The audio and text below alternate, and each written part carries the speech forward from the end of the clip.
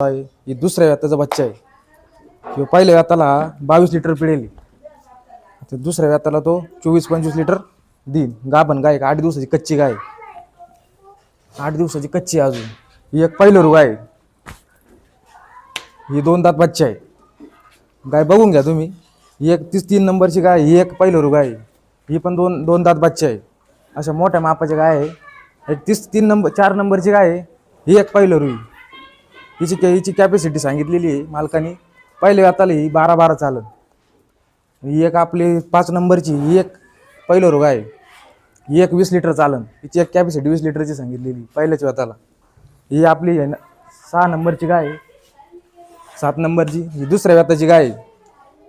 हिची कॅपॅसिटी मालकाने सांगितली दुधीची 8 दिवसाची कच्ची गाय. हिची दुधाची कॅपॅसिटी मालकाने सांगितली.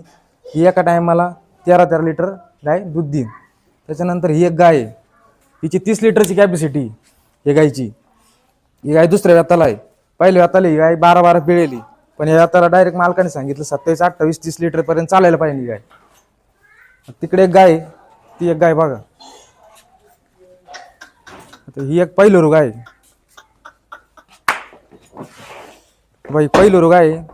हिची कॅपॅसिटी 20 लिटर सांगितली मालकाने. ही एक 15 दिवसाची कच्ची. हिला 15 दिवस अजून टाईम आहे. 2च दात बच्चा. या अशा 8 गायी आपल्या गोठ्यामध्ये अवेलेबल झालेले आहे. ज्या शेतकऱ्यांना गाय घ्यायची असेल त्यांनी कधी पण गुरुवार शुक्रवारपासून तुम्ही कधी पण व्हिजिट देऊ शकता गोठ्यावर. गाय खरेदी करू शकता. बुधवारी पण मार्केटमध्ये गायी असतातच.